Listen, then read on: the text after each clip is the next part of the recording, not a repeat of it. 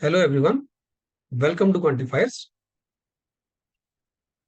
सो students, आज का जो सेट है ये एक वेन डायग्राम बेस्ड सेट है। So first of all I would suggest कि ये वीडियो को पॉज कीजिए और सेट को खुद से सॉल्व करने की कोशिश कीजिए।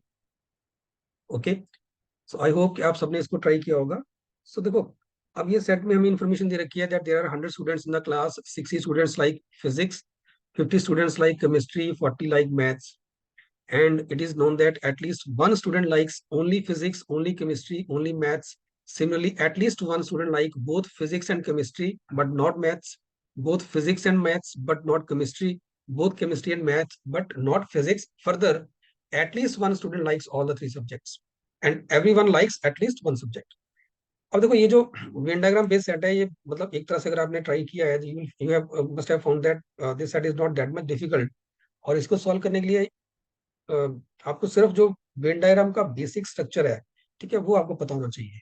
राइट? अगर आपको बेसिक वेन डायग्राम पता है कि वेन डायग्राम आप बना रहे हो, 3 सेट की वेन डायग्राम बना रहे हो, तो उसमें कौन कौन से रीजन है, कौन सा रीजन क्या रिप्रेजेंट करता है, then this set is not a difficult one. तो ये हमारे पास वेन डायग्राम है, ठीक है। तो one set is representing physics, second is representing chemistry and third is representing the mathematics. तो मान लीजिए ये फिजिक्स को रिप्रेजेंट कर रहा है, फिजिक्स के टोटल स्टूडेंट्स हमारे पास है 60। ऐसे ही ये केमिस्ट्री को रिप्रेजेंट कर रहा है और केमिस्ट्री के 50 हैं। और ये मैथ्स को रिप्रेजेंट कर रहा है और मैथ के वी हैव 40 स्टूडेंट्स। अब देखो, ये बोला गया है that there is at least one student who likes only physics. ठीक है, ओनली फिजिक्स मतलब ये रीजन आ गया आपका, this region correspond to the students who like only physics. तो यहाँ पे कम से कम एक बच्चा आएगा, at least one. I am not saying कि वन ही आएगा, बट इसका कहने का मतलब है कि ऐसा नहीं हो सकता कि यहाँ पे जीरो हो जाए, दिस इज नॉट पॉसिबल। ऐसे ही there there must be at least one student who like only chemistry. अब ओनली केमिस्ट्री वाला रीजन ये वाला बनेगा आपका, तो यहाँ भी कम से कम एक बच्चा जरूर आएगा, कम से कम एक। ठीक है, जीरो नहीं आ सकता। And there is at least one student who likes only maths, मतलब यहाँ पे भी आपके पास कम से कम एक बच्चा जरूर आएगा। This is a region where will write down the number of students who like only maths. ठीक है, फिर at least one student likes both physics and chemistry but not maths. So both physics and chemistry but not math, मतलब ये वाला reason आ जाएगा आपके पास।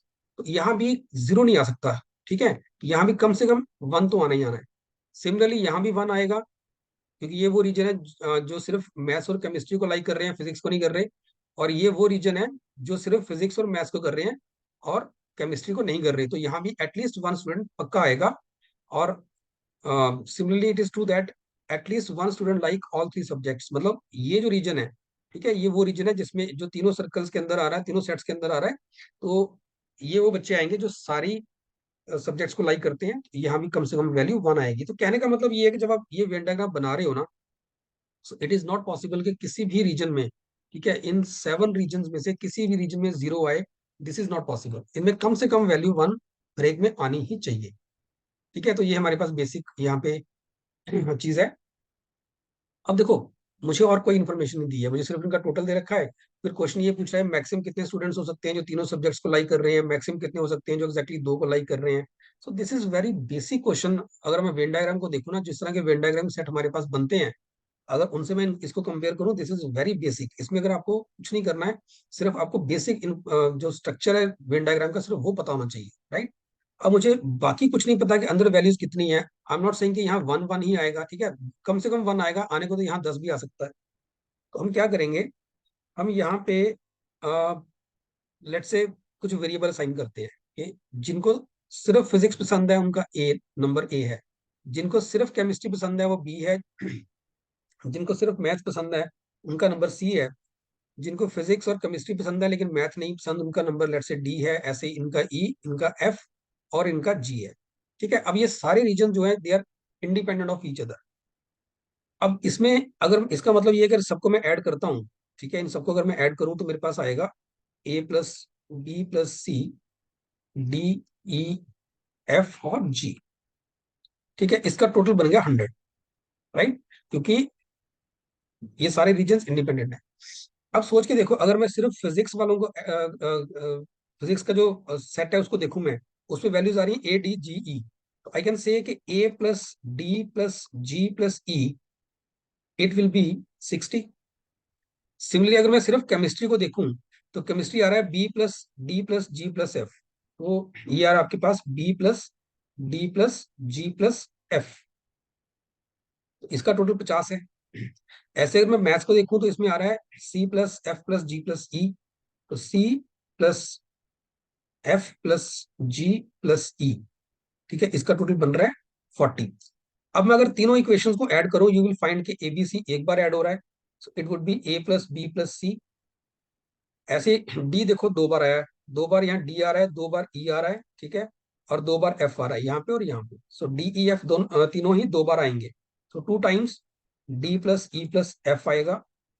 And G हर एक में आ रहा है, जी जी और जी, सो जी आएगा थ्री टाइम्स, तो थ्री टाइम्स जी बनेगा, दिस इज इक्वल टू 150। ठीक है, तो मेरी सेकंड इक्वेशन बन के आ रही है A plus B plus C plus two times D plus E plus F plus three times G, हाँ दिस इज 150। ये मेरी सेकंड इक्वेशन आ गई, ठीक है। A plus B plus C भी आएगा यहाँ पे, दोबारा लिखते हैं इसको एक बार, ए प्लस बी प्लस सी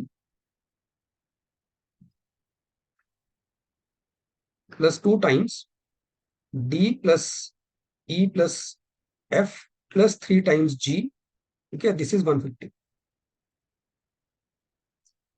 अब एक काम करते हैं, सेकंड में से फर्स्ट इक्वेशन सब्ट्रैक्ट करते हैं, सेकंड माइनस वन, तो ये क्या होगा, एबीसी कैंसिल हो जाएगा, two times DE F minus DE F आपको देगा D plus E plus F, and three G plus G देगा आपको two G, this is equal to 50। ये हमारी थर्ड इक्वेशन आती है, ठीक है जी। अब इसमें बेसिकली हमने क्या किया, हमने एबीसी एलिमिनेट ही कर दिए, जो जिन लोगों को सिर्फ एक सब्जेक्ट पसंद था वो हमने एलिमिनेट कर दिया। अब हमारे पास कौन से बच्चे हैं जिनको दोनों सब्जेक्ट पसंद है, प्लस टू टाइम्स वो बच्चे जिनको तीनों सब्जेक्ट पसंद है, इनका टोटल 50 बन रहा है हमारे पास। अब पहला क्वेश्चन क्या बोल रहा है, what can be the maximum number of students who like all three subjects, मतलब मुझे यहाँ पे पहले क्वेश्चन के लिए जी को मैक्सिमम करना है, मुझे मैक्सिमम वैल्यू निकालनी है जी की, ठीक है। तो मतलब अगर मुझे जी मैक्सिमम चाहिए तो मुझे ये पार्ट मैक्सिमम चाहिए, ठीक है, ये मैक्सिमम चाहिए, विच मीन्स ये वाला पार्ट मुझे मिनिमम चाहिए होगा। अब मुझे इतना पता है कि डी ई एफ की मिनिमम वैल्यू रहेगी वन वन वन तो जरूर होगी, ठीक है, एटलीस्ट वन वन वन जरूर होगी। तो अगर मैं यहाँ पे इन तीनों को वन वैल्यू दे दूं, डी को वन, ई को वन, एफ को वन, तो वन प्लस वन थ्री बनेगा, तो मेरे पास बनेगा three plus two G is equal to 50। तो यहाँ से मेरे पास टू जी बन जाएगा 47, ठीक है। तो जी जो है ये इंटीग्रल वैल्यू नहीं आएगी मेरे पास, राइट। अब हमने क्या किया था, हमने डी ई एफ को मिनिमम रखा वन वन वन, तो थ्री बना, उससे जी मेरा इंटीग्रल वैल्यू नहीं आ रही है, इसका मतलब मैं यहाँ पे थ्री नहीं रख सकता, तो मुझे अगला इंटीजर सोचना पड़ेगा थ्री के बाद जो मिनिमम यहाँ पे फिल कर सकते हैं। सो वो फिर फोर बनेगा, उसमें आप मान लो कि डी को तो वैल्यू दो दी है, ई और एफ को वन दी है, या डी को वन दी है, ई और ई को टू दी है, एफ को वन दी है, या एफ को टू दी है और डी ई को वन दी है, जैसे मर्जी सोच लो, बट यहाँ पे मुझे मिनिमम तीन की जगह मिनिमम चार रखना पड़ेगा, ठीक है। तो यहाँ पे मेरे पास मिनिमम आएगा फोर, और यहाँ आ गया 46, तो यहाँ पे जी की वैल्यू मैक्सिमम जो आएगी that would be 23, so 23 is the maximum value of G जो पॉसिबल है हमारे लिए, option one will be the right answer, ठीक है। अब सेकंड क्वेश्चन भी बिल्कुल इसी के ऊपर बेस्ड है, ठीक है। इस क्वेश्चन में क्या बोला गया है कि what can be the maximum number of students who like exactly two subjects, मतलब डी ई एफ, मुझे एग्जैक्टली दो सब्जेक्ट लाइक करने वाले कौन से हैं, डी है, ई है और एफ है। तो मुझे अब यहाँ पे डी ई एफ की मैक्सिमम वैल्यू निकालनी है, इसको मुझे मैक्सिमम करना है, अगर इसको मैक्सिमम करना है तो इसको मिनिमम करना पड़ेगा, ठीक है। अब मुझे इसके लिए जी की मिनिमम वैल्यू रखनी पड़ेगी, मुझे पता है कि मिनिमम जो जी हो सकता है दैट कैन बी वन, यहाँ पे कम से कम एक तो आएगा ही आएगा, so minimum G is one. अब जी को यहाँ वन रखो, you will find, you will get D plus E plus F plus two into one two आ जाएगा इज इक्वल टू 50। तो यहां से आपको D plus E plus F की वैल्यू मैक्सिमम मिलेगी क्योंकि आपने जी को मिनिमम किया हुआ है, सो दैट वुड बी 48, ठीक है। तो सेकंड का आंसर आपका बनेगा 48, option two. Now come to the third one.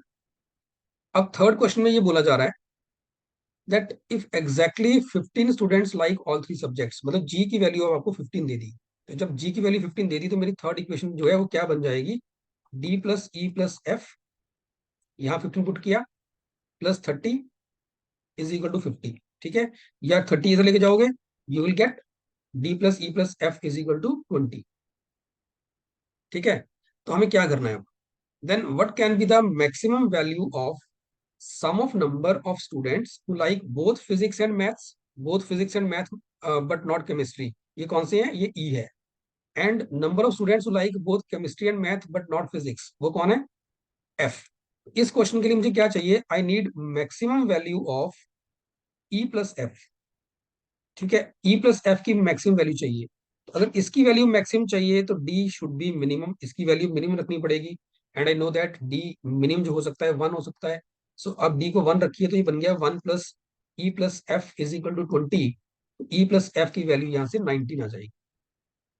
ठीक है, so 19 is the maximum value of E and F, sum of E and F.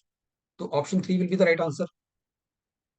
ना अगले क्वेश्चन में फिर से यही सब कुछ दे रखा है आपको. ठीक है, सेम कंडीशन है यहाँ पे फिर से कि there are 15 students who like all three subjects.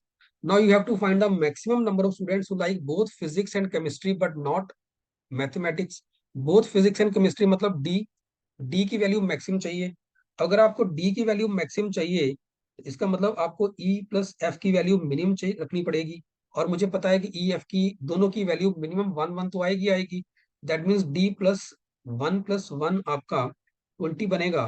So this will give you D as the maximum which is equal to 18. So D can be 18 अगर हम उसको मैक्सिमम लेके चले तो.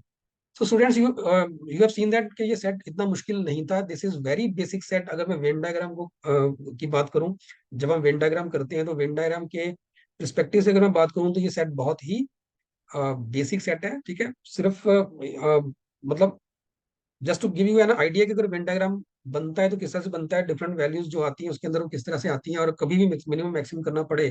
ठीक है, तो उसमें भी मिनिमम मैक्सिमम में भी आप बोलोगे कि ये बहुत बेसिक सेट था. आई होप ये सबको पसंद आया होगा वीडियो, और अगर आपको ये वीडियो अच्छा लगा then please like this video and you can subscribe to our YouTube channel. Thank you.